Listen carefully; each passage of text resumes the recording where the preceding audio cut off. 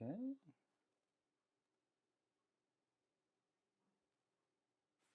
Giddy up. All right, all right, all right, all right. Welcome back, my fellow nerds and gangsters, to the Spiffy Nerd Herd channel. I am Danny, and today we are going to look at a film that I forgot how much I absolutely loved. Casino Royale. So Casino Royale, yesterday we looked at GoldenEye. Today we looked at Casino Royale, two James Bond films, two very, very different tones, different stories, different everything, basically. I mean, they're not even the same universe, essentially. The only similarity is that they're both James Bond films. Uh, and they have the same director. And so there's a few similarities. And it is uh, the first outing of each actor, Pierce Brosnan and Daniel Craig, respectively. So in Casino Royale, there's so many things that I liked, and I thought it was really fascinating that both are directed by Martin Campbell. Um, even just starting out the film, how it starts out with these just interesting, kind of off kilter shots, uh, and virtually all static as this guy is going up the elevator. Um, it and it's in black and white. This was not billed as a black and white movie. So when it starts as black and white, it's interesting. This is our first moving shot. It's very like neo noir look, and we get Bond. I mean, just look at this savage, just chilling. He is a head in a sea of black, and so immediately what Martin Campbell is doing is he's showing us that this film is going to be different. It is not our traditional Bond film. I mean, if you think back to GoldenEye last night, the very first thing we see Bond doing. Hey, Dalek, what's up? Hello there, General Dalek. Um, the first thing we see Bond doing in GoldenEye is that he jumps off a freaking dam and bungee jumps down. Here, he's chilling in a chair. And so I really like the way this movie starts, first and foremost. Um, and that contrasts heavily with they start chatting, um, that contrasts heavily. We have this kind of interesting look. It is all on sticks, meaning that it's all on a tripod or on a dolly. It is all anchored. The camera's all anchored. Um, and as we get to, and then we hear about the informant that Bond killed, it's all super handheld. It's very grainy, very gritty. It's got that bleach bypass look to the nth degree, which makes all that kind of the whites really look blown out. Um, and it's just showing us what Bond has done. It's a flashback, but it contrasts heavily from what we're seeing in The Office. So it's super, super cool. It's very interesting to start a movie that way because it's all unexpected. Um, Now, the biggest thing that I just liked in general about this movie is that, let me see here. Let me just get to a good still frame. The thing I liked about this, that I like about this, is that this is James Bond's, it's his first assignment as a 00 agent. And so in this film, if you did not watch it, uh, we've had, 20 Bond films up till this point, or whatever, something around 20. But in this film, it's like a reboot. And he's just been promoted to 00 status, and it's his first mission, which is really cool just on the macro view because it's his first mission. That's kind of cool. But story wise, it's really cool because it's his first mission, it gives the character permission to fail. It gives him permission to make mistakes. It makes him a more interesting character because James Bond has always been the perfect character. He's like the MacGyver. He always knows how to get out of every situation. He is never going to get caught. If he does, he's gonna get out of it super easily. He is that character that is he's like the Clint Eastwood, Han Solo, MacGyver, debonair character all rolled into one. He is the stuff. But in this film, he's not that at all, which is really cool because you actually think this guy can fail. Of course, you don't think he's going to fail overall, but for instance, at one point, he he loses the poker game that he's playing, and this is the scene right after. He loses. He's out. He makes a mistake. He tries to call Le Chiffle's bluff, and he's out. And he gets upset when Vesper won't stake him the money to rebuy back into the game. And it's and then afterwards he's gonna make just a rash decision to just what's up, Dennis? How's it going, man? He's got to make the rash decision to just kill Le Chiffre, who's the villain. Le Chiffre is the villain. All right, so Dalek Scientist says, I've never watched a Bond movie the whole way through. Do all the separate actors' written editions of him exist in their own universe? No, so they all do exist in their own universe. That's a great question. Bond is Bond. So they all, for instance, so Sean Connery was the first one. There have been other ones, George Lazenby, Roger Moore, Timothy Dalton, Pierce Brosnan, and now Daniel Craig. I think that's all of them. But it's all the same universe, but it's all, it's all episodic. And so every episode stands on its own with Bond until we've kind of gotten to the Daniel Craig.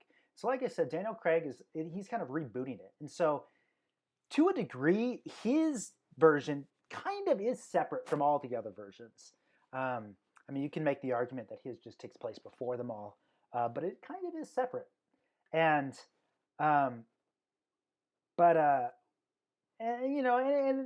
it's soft. There's a soft separation too, because of course Sean Connery was like, I don't know, the '60s or whatever, and Pierce Brosnan was the '90s, and so I mean, homie's not going to be, aging 40 years, and so I mean, there's a little bit of wiggle room in that question, but with Craig, it's a reboot, and it's a totally different tone and style than all the rest of the films. James Bond has traditionally been very campy. It's all one-liners. He always knows what to say. He always gets the girl. He never makes mistakes. But with the Daniel Craig Bond, it kind of throws a lot of that out. He's not all about one-liners anymore. He does get the girl because, well, he's James Bond. But although in this one, women don't find some of his attributes attractive. Like, he is very cavalier about a lot of things. But these movies are much more grounded. So Dennis says, I love the tech toys, but Sony product placement is a little over the top. I noticed particularly in Casino Royale, when he goes and looks at security footage, he's looking at Sony Blu-rays. And he's like in the Bahamas, and apparently their security cameras record on Sony Blu-rays with a Sony Blu-ray player. It was pretty obvious. And of course, there's Sony Ericsson cell phones and everything like that. So yeah, sometimes it is a little over the top. But Dalek, I hope that kind of answers your question. So in general, yeah, they all are in the same universe, despite them being different actors. But one of the interesting things is about having different actors play the same character is that they all have a different take on it. So Sean Connery was the original, and now Daniel Craig. Daniel Craig has very much approached it from a much more serious point of view, to get to the depths of the characters, excuse me, to know what really makes him tick. What really makes a man not care about others. Because Bond kind of doesn't. Or maybe a better way to put that is that he is always emotionally detached from things. And in this film, he does get emotionally attached, which is very odd for him. But something happens where it explains why he completely remains emotionally detached later. And we learn more about his backstory. But Daniel Craig is really about a grounded nature to the character. Now, an actor named Timothy Dalton played Bond for just 2 films right prior to Pierce Brosnan. And he was widely panned as not a good Bond. However, I think it's kind of unfair to say, because I think Timothy Dalton, he is a very serious actor. I think he would have done well in the Daniel Craig era of Bonds, and I was just kind of thinking about that today. Okay, so the girl was good, and I like the storyline. So Ava Green is an awesome actress. So she's from I think she's from some vampire show. Or Peaky Blinders or something. I don't know, one of those shows. She's from the Miss Peregrine's House of Peculiar Children or whatever. But she is a great actress. She's really good. She's very enigmatic. Her eyes are just piercing, and so it's sometimes very difficult. You think you know what she's thinking, but other times you don't. and so she's just got a great persona to her, and she's involved in the big twist of the story. Yeah, the story is a great story. One of the things I really liked about the story too is that, like for instance, in Goldeneye, the story was about a big satellite and Russian, a rogue Russian general trying to take over that satellite along with an ex 00 agent to try to use an EMP blast to take out all of London. Big story. I mean, you don't get much bigger than that apart from adding the nuclear bomb portion into the EMP blast, right? This movie was about a guy is using his clients, terrorist clients' money. He's like a bank for terrorists. He's using their money. He loses it all in a stock market gamble, and now he has to try to basically get all the money back in a high stakes poker game. And James Bond is going in to not only prevent him from winning that money, but to then capture him also to get a list of his clients. Something that I'm sure has happened in the world, but it's something very realistic. You don't have to really think very far to say, okay, I can totally see this happening. So it's very grounded. So I too really liked the storyline. Let's see here. So one of the things, there's a few other just little things that I really liked in the film. It always is this whole sequence. Let me see if I can get to it. This guy is he's one of those free runners, and Bond is chasing him. And Bond is not a free runner. He doesn't really have that ability. So you see Bond falling and hurting himself. Meanwhile, this guy's doing all these crazy moves. He's running like a gazelle and all this stuff. Just a really cool thing to do in the story. Like, okay, how can we make a foot chase differently? Oh, let's make this guy a free runner. Very cool. I mean, I think it's one of the best just straight foot chases. And they're like, all right, well, let's make it in a construction site where there's a lot of dangerous things also going on. And of course, these are big budget things that low budget things often can't do. But it's a good way to think of, okay, how do we change the circumstances? So the circumstances partly is this guy's a free runner, so Bond is at a disadvantage. And the location. A location is always a big thing to think about. If a scene isn't working, think of, okay, maybe I can change the location. And having it at an active construction site was pretty cool. Anybody else? So Dale and Dennis was chimed in. Anybody else? Have you seen Casino Royale? What do you think about it? Did you watch it today?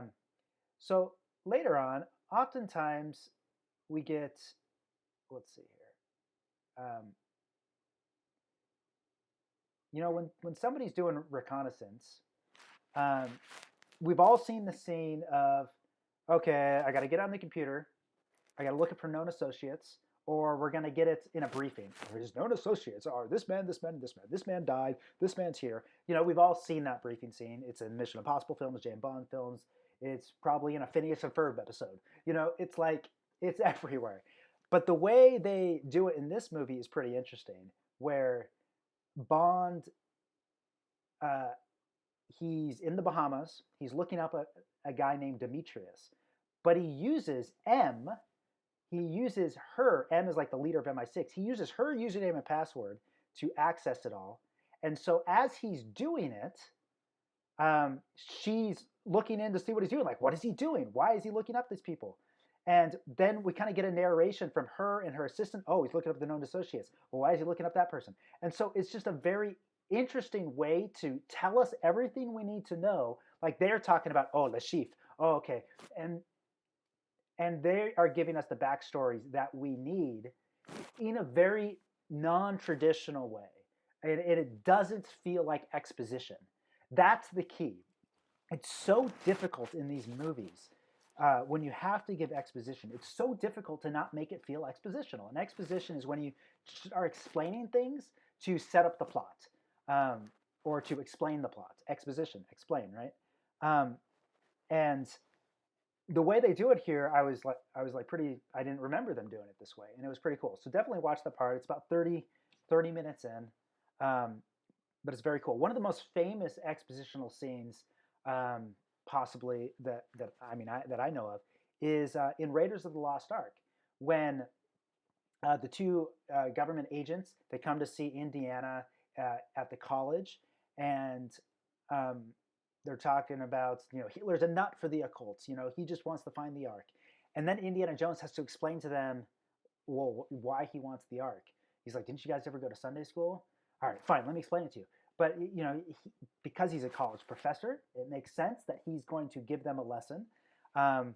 These guys are total noobs, and so it makes sense that they don't know anything about it. They're in a college setting, so location again. They're in a college setting, which lends itself to that type of scene. But it's a very concise scene, very great expositional scene. But in Bond, they do it totally different. I mean, in Casino Royale. Okay, so one of the other things that I liked is we already looked at the cool foot chase and stuff like that. But another change of circumstance between fighting is they go to a body exhibit, and this man Demetrius is the guy he's making a drop to the terrorist who's going to go blow up an airplane, and Bond is tailing him, and so they're at this very public place, and then Demetrius comes up behind Bond with a knife, and you can't just start fighting there. I mean, you could, but in reality, you probably wouldn't. You wouldn't want to draw attention to yourself, especially if you don't want to go to jail because you know something's going to go down. And so they have this little scuffle right in the middle of everybody, and they can't draw attention to themselves, so they're doing it silently. And he kills them, and he leaves them in a body exhibit. It's just such a cool change of circumstances to a fight. So instead of, I am sure, I would imagine that at some point in this script, in the working on of the script, that there was a fight in this scene. But then they realized, bro, we just had, we're 42 minutes in, we just had a massive foot chase. We had the fighting scene in the opening.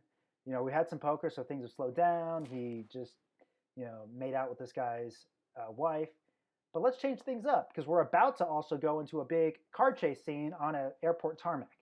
Let's kind of get a little bit of, I don't want to use the word, but like kind of foreplay to this whole thing. Let's tease the action that's going to come later by doing the fight differently. So I thought it was pretty cool. I think it's cool too, Dalek. All right. So let's see here. Yeah, it is a great angle with the, I agree. Great angle with the, let me see if I can get back to it. Yeah, there we go. And I love how he just pats his cheek too. Like, that's a good boy. But it's an awesome angle. Martin Campbell really has interesting camera angles. And he likes these kind of, I don't even know what to call these angles, to be honest. It's kind of like, they are a little bit of Dutch angles, but they're not, it's a Dutch angle, but it's also kind of a off-kilter angle. And he does that a lot. And they're almost always stationary, I notice. When he does them, they're always kind of stationary angles. So I don't know if that's a style that I didn't notice it in Casino or GoldenEye yesterday. So maybe it's just a style that he developed for this film. But honestly, this film is a much better film, I felt, than GoldenEye. So over the course of the years, he either, every filmmaker's trying to get better. And I thought this was even a better film, and I really like GoldenEye. Okay, let's see here. So going back to the idea of Bond failing, when he loses, I was talking about earlier, when he, let's see here. Sorry, you gotta find it. Okay, here we are. So he thinks that he knows Le Chiffre's tell, which is like his eye twitches. Le Chiffre has kind of got a dead eye that bleeds blood. It's a cool little character trait. Very stereotypical for a Bond film, to be totally honest. But it's done much better here because it's just a lot more grounded. It's not campy and ridiculous. Let's see here. So Dalek says, that's cool. I love when movies make twists on repetitive cliches. It's a way to create, it's way more creative and way more memorable. Yeah, totally. And this movie does it a lot. This movie takes a lot of the cliches and changes it up, which is really fun. And so it's kind of got me thinking as I'm working on some stories right now, thinking, okay, how can I change these up to be the unexpected? So for instance, the unexpected here is that Bond fails. he loses. He loses all the money, right? He's out. He's out of this poker game. And look at everybody. They're getting up. They're leaving. And what is Bond doing? This is James freaking Bond, and he's sitting stunned, flabbergasted, mortified, petrified, stupefied by his loss. If you can quote the mortified, petrified, stupefied by you line, I'll give you a thumbs up. Okay. Let's see here. Riverdale Tales, which I can say. I haven't been in the mood, but wanted to stop. Riverdale Tales, hey, great to have you back, man. Been a while. Yeah, so Galen Erso is in this film. If you didn't notice, Galen Erso plays the villain. Mads Mikkelsen is a fantastic actor. He often plays the villain. So kind of going back to the cliche, it was nice to see him not play the villain when it came to Rogue One. But Bond is stunned, and I love that because we would never see a stunned James Bond in virtually any other James Bond film that's not a Daniel Craig. And it was just really, really cool. And then you see him get angry when Vesper won't give him the additional money to buy back in. I loved it. Okay, so you'll notice as this film, again, this is on sticks. On sticks. I mean, I can pretty much go on anything. That's on a dolly. So it's the camera is on something. It's not handheld. Let's see here. On sticks. On sticks. I mean, I'm just going randomly right now. On sticks. You can just see all the... My QuickTime player is now upset at me for going through this too quickly. There we go. On sticks. And there's a point I'm showing all this. But Martin Campbell he's identified a very solid style to this film. Okay? So at one point, Bond is poisoned. Because how do you kill James Bond? You got to poison the brother. So let's just see. He gets poisoned. He drinks his vodka martini. It's not a vodka martini. It's a Vesper. That's what he calls it, at least. He starts feeling a little queasy. I love this rack focus too, by the way. I mean, when he realizes what's in the drink, boom, rack focus to the martini glass, back to Bond. He realizes something's wrong. We're still on sticks, but then watch what happens. He goes as soon as he gets into the bathroom, and now we're back to that kind of Bleach bypass look again, and so now we're seeing again, it's difficult for him, but we're in color in this scene. It's totally handheld now, though. There's no stick. The camera's going, it's turning 90 degrees. It's looking up at him. This is all, again, it's handheld. And it makes the scene feel different. It hits you over the face because we've had on sticks camera work for virtually an hour and 30 minutes up until this point. Yeah, quick, get to the freaking car, Bond, because we all know when you're having cardiac arrest, you want to be in an Aston Martin Vanquish, right? Gosh, that's like my dream car. I've told my wife so many times, I'm like, if I forever become like a Spielberg, I'm getting a Vanquish. But honestly, I probably wouldn't because I don't know if I could justify ever spending like $120,000 on a car. Okay, so Riverdale says, I don't like Daniel Craig, however, I always try to be as objective as possible. That makes me see that this Bond movie isn't bad. Yeah, I really like Casino Royale, and I do like Bond. I do like Daniel Craig as James Bond. I think my top 3 Bonds are definitely Daniel Craig, Pierce Brosnan, and Sean Connery. Sean Connery's the OG, so it's difficult to not choose him. I still would love to see them make a Bond movie with him as the villain, though, even though he's retired from acting. Or it'd be cool to see like a Gene Hackman or something, one of those old school guys. But Sean Connery definitely. Might even be cool to get like a Timothy Dalton as a villain. Somebody who's played Bond previously to come in and be the villain would be super cool. Okay, that Gold Taco says, if there are rocks in this movie that were filmed in Greece, then I can say I went to a James Bond filming location. I don't know if there are. All right, so Dennis says, great use. Such a great use of the camera. Felt distorted like Bonds was stumbling around. Yeah. And it works, especially because we had an hour and 30 minutes prior to it where it wasn't handheld. And so a lot of, handheld filmmaking, there are a lot of advantages to it. It's faster. There's no doubt about that. You can film something much faster when you are handheld. when you're doing certain type of scenes, you know. But in general, it's faster. Um, it's cheaper. You don't have to buy expensive equipment often, or rent expensive equipment. You don't need a tripod because you're going handheld. Now, very few films are exclusively handheld, except like basically all of Paul Greengrass's films. He did the Bourne Ultimatum and the Bourne Supremacy and Jason Bourne. Um, but I do feel a lot of times handheld is overused. Plain and simple, especially in the lower budget films, I think it's overused. You know, typically when you watch a polished Hollywood film, a lot of it's on sticks, and there's a reason for that. Because when they do go handheld, um,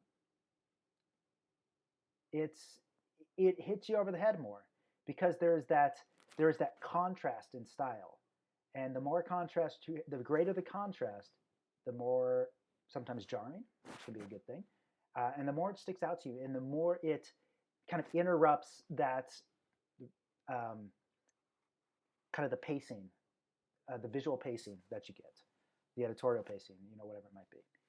Okay, Hunger Games. Yeah, Hunger Games did do a lot of handheld.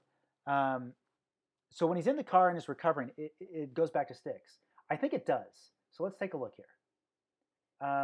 So this is on sticks. And when I say on sticks, that can include dolly, jib. You know, it's on something. Now, this is handheld. So we're still handheld. When we're with Bond, we're handheld. Now, it's not nearly as crazy. It's not going like this anymore or anything like that. But when we're with, I better go double time so I don't get copyrighted. But this is all handheld. But we're with the MI6 people. They're on sticks. And so it, you know, I could easily have seen Martin Campbell going handheld with these guys too, but he chose not to even further kind of show what Bond is going through. Now, I really like this too. If you can see, one of the leaders is not plugged in to the defibrillator, and he passes out. Bond, again, fails. And then we have, spoiler, Ava Green, Vesper Lynd show up. But look at this. But look at the camera now. This is no, doesn't, that's not handheld. That's not handheld anymore either. You know, it looks like we're now on a hi-hat. A hi-hat is like a tiny little tripod thing. And so she saves him. He gets saved by somebody else, the girl. And so because I think Martin Campbell realized once the dude passes out, you can't manufacture intensity with just a handheld camera. He's passed out. So the panic is over with for Bond. And so it makes sense to go back to kind of a stationary camera, not a stationary camera, but a locked down on sticks camera. So a lot of times, going back to just the overuse of handheld, a lot of times we feel, oh, by going handheld, it'll make it intense. No, it doesn't. You know, it only makes it intense when it's like it only makes it intense when it contrasts with a non-intense scene. And so I think it was pretty good that he did it that way. Okay, when it's handheld, it could help you relate to the characters if you are in the situation with them, but only if done correctly. Yeah, so it's kind of the point I was just making. Once Bond is passed out, the brother's not in the situation anymore. He's passed out. And so it makes sense to kind of perhaps go non-handheld. Now, again, there's no right or wrong in film. It's just the way it is. It's all, you know, it's all subjective. There's no right way to do this. And so you could easily, I'm sure there's a great version of this scene where it's the total opposite of everything we've been talking about. But in this case, I'm trying to just guess why Martin Campbell did it the way he did it. And I like it. So Dennis brings up the Hunger Games, that it is all handheld. Totally is. I'd have to rewatch the Hunger Games. Now, the Hunger Games, it works because you're in this kind of dystopian society where, especially in the outer districts, they don't have the intense technology to do the dolly shots. You know, I think that's probably one of the reasons that who directed the first one? I can picture him, white hair. He did Pleasantville. I can't remember. But I can see why you would want to do that. That technology is for these guys is not really a thing anymore, so you got to be handheld. It makes sense for that story, totally. I would be interested to go back and look to see when they get to the capital if it maybe isn't handheld anymore. I can't remember. So, but I'd be interested to see. Francis Lawrence directed the last two, and one of my favorite shots ever from any movie ever is let me see if I can find it. Um, it's I'm not gonna be able to find it. It's a super wide shot of them rappelling into the building when they go in to rescue PETA. It's like super dark because all the power's out, and you just see them going down. It's just such a cool shot. Oh my gosh! I was at the premiere for that film, and me and my friend saw it. And we're like, oh, that's the shot of the movie. It was so cool. Francis Lawrence. Did I not say Francis Lawrence? That's what I meant if I did not say that. I apologize. Okay. Thanks for correcting me for whatever I did say. Okay. So now here's another this is just a random, so simple camera move. It's at the very end. This is like the climax of the poker game where everybody's going all in. You got Senor Saito here. You got Big Lover there. I don't know what their names are. You got Lashif. But then now when he goes in, Gary Ross, he was the first movie. Thank you, Gary Ross. Gary Ross directed the first one, then Francis Lawrence, I think, directed the other ones. Okay, just kind of look at this. The way this camera, as he pushes in his chips, the camera counters it with a cool dolly move. Again, this is super simple and by no means makes this a good movie in my opinion. But I just love the camera move. Pushes in, it goes against it. It starts with a close-up. It starts with an insert of him pushing in his chips. Honestly, this shot is probably not even Mads Mikkelsen. It's probably a double. But I just love it. It's just such a good use of allowing the blocking, and the blocking is the way the characters move, allowing the blocking to inform the camera movements. I love these close-ups that he has here. So in the first feature film that I directed when I was a freshman in college, I talked about it a little bit. You'll never see it. But I had a poker game, and I used shots like this because I loved them so much. And the last time I actually watched it, I'm like, you know what? This scene actually isn't bad. When I watched the film I directed. It's awful, though. It's horrible. Great film school, though, for me, though. It was a great film school learning opportunity. So I got a lot out of it. Okay. So in general, now the only gripe I have about this film, and maybe not the only gripe, but possibly the largest, is that I felt like Vesper's whole thing, this is a big spoiler, Vesper's whole thing about having a boyfriend that she gets blackmailed over to cause her to betray Bond, I just felt that was never quite fleshed out enough. I'm just going to say it. I just didn't ever find out enough about it. That's really basically all it comes down to. And was she in league with Mathis? Did they know that each other were going to betray Bond? All these things. I just felt that it was never quite enough. All right. So Dennis asks, do you still have a copy of your films from film school? Yeah, I got a copy from all of my films. I think I have the raw footage to a lot of them. The featured film I did, I do not have the raw footage of that anymore. I did throw all that away actually about a year ago. So it was all filmed on tape, like digital, mini DV tape. So it was SD, and I tossed it out. It was time. It was like letting go of a child. But I have all the finished films, and I'm sure I have all the films. Maybe I don't know if I have all the films that I did like in high school. My favorite one though was it blended the Terminator and Star Wars, and it was awesome. And James Bond. It was incredible. Probably sucked, but it was fun at the time. Okay, I agree with you. That part of the plot was lacking, but it was Ava Green, so I overlooked it. Touche. You know, she does do a great job. So that was but that's really the only part that I felt like could have been beefed up a little bit. It was because it really, I mean, they set it up just slightly because she's wearing this like love knot here, and Bond basically says, "Hey, you're wearing that. You know, I was a very lucky man who gave that to you." Um, and she's like, "Yeah, possibly." And then afterwards, she takes it off and says, "You know, it was time. It was time to take it off because she's fallen in love with Bond. Somebody's replaced him."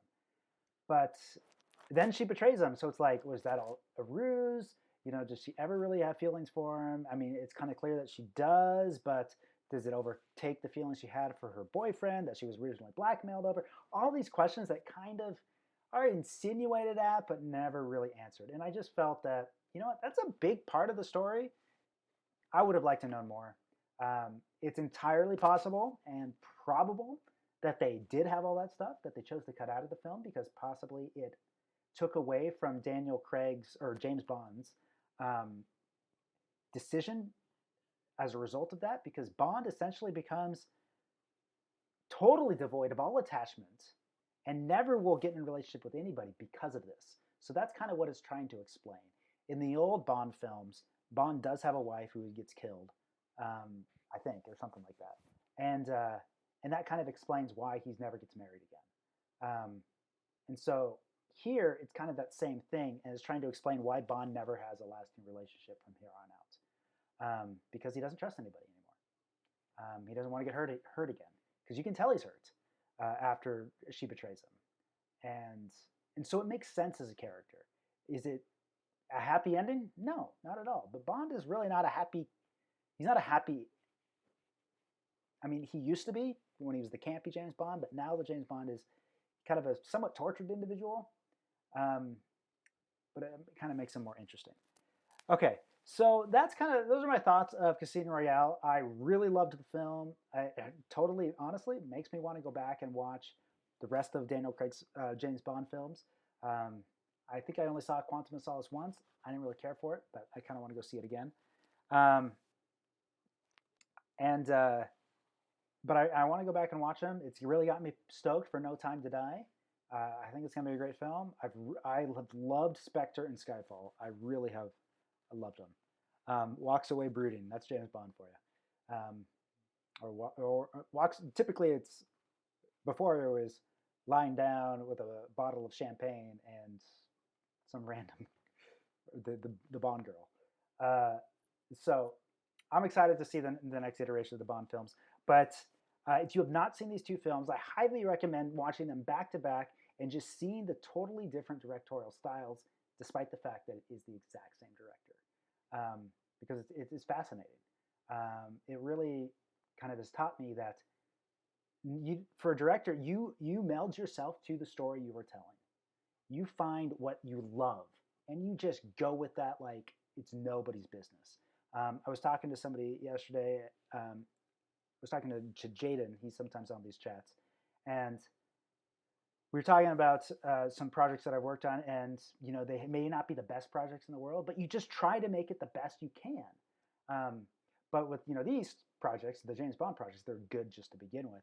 But it's just interesting to me how Martin chose to tell them differently, and it was pretty cool. Okay, prediction on release date for the next James Bond. I think it's in November. I think they've already announced that. So, all right. Well, thanks, guys. All two of you right now. Thanks for watching.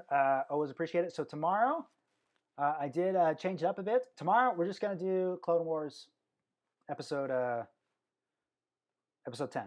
That's what we're doing. And then Saturday, I think we're going to do Wall-E.